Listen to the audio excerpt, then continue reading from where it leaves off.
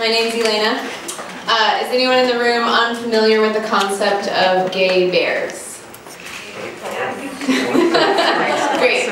Let this be an education to us all. My other shirt is chest hair. This is not true.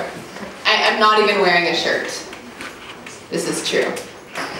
If I were a gay bear, which I am not, and if I were wearing a shirt, which I am not, the shirt might read, my other shirt is chest hair, and this would most likely be true.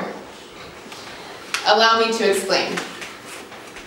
I dreamt last night of a bear who spooned me in the corner of my writing room, on a doggy bed reserved for a dog I hadn't met yet.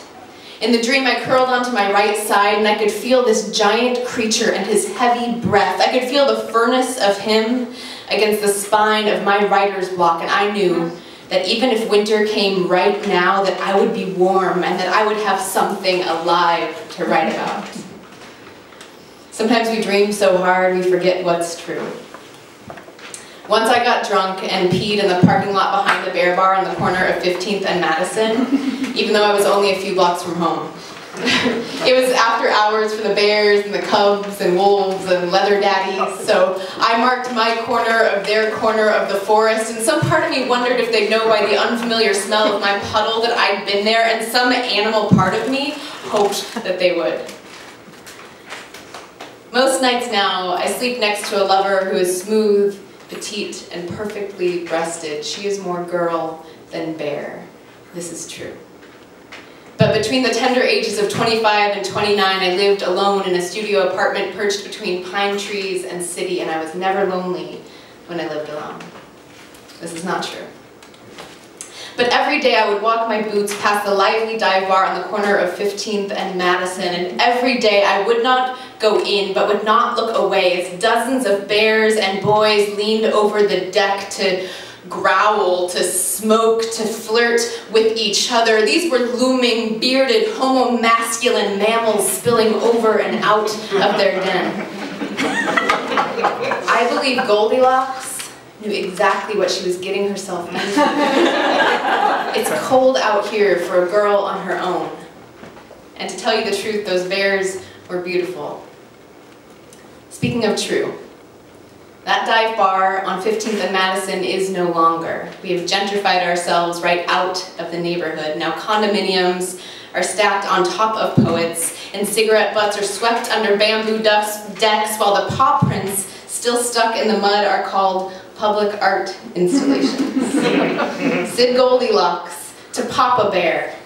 I am full of shivers and can no longer pay my rent. Do you mind if I call you Daddy?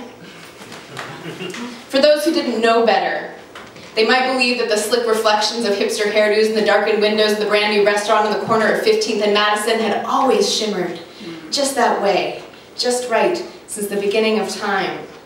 But this is not true. This is how we forget where we come from. So you know, and I know, the story of men who could rip those skinny jeans to shreds with the sharp of their homegrown teeth. We know the men with bears, the boys with bellies, the leather and the flannel, the boots and the belts. This is where they found each other. This is where they burned rough rashes into necks with the brash of their happy hours shadow above those well-worn tank tops and tees reading, "My other shirt is chest hair." Once, I dated a woman who had never loved a man, but she masturbated exclusively to gay male porn. Now, this is not my story. I love these animals differently. It's not sexual, but still somehow homo. Allow me to explain. I woke up last night from the warmest dream, and said me to my hairy apparition, "We've been wandering through the same woods all this time. Now they've cut down our trees. Do you mind if we stick together?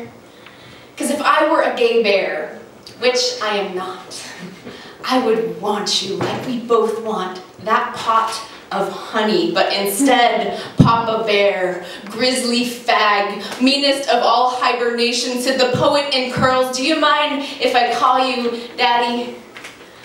Because when you crawled in through the window of my writing room, 8 feet tall with that strong jaw and all that heat in your eyes.